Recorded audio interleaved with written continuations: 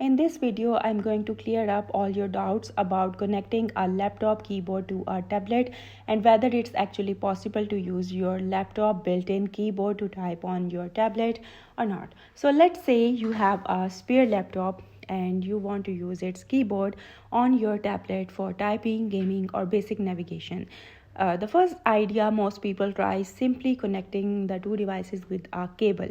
You might grab a USB-C to A cable or C to C cable, depending on the ports available. Once you plug the laptop into the tablet, both devices will usually detect each other at least at some extent.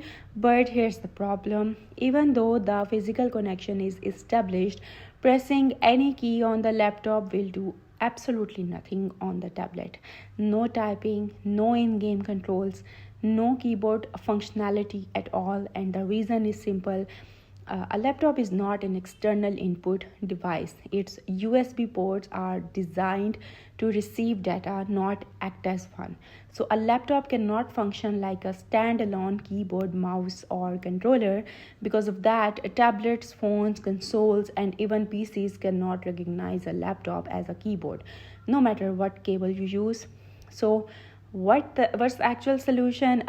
If you want to use an external keyboard with your tablet, you will need a real standalone keyboard, either a wide USB keyboard or a Bluetooth keyboard. These are designed to work with tablets, phones, laptops, and pretty much anything that accepts external input.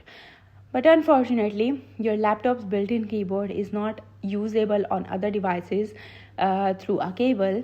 And this video isn't meant to spread misinformation, it's simply to help you understand the limitations so you don't waste your time trying a setup that will never work. So, I hope you like the video. That's it for today. Thank you for watching.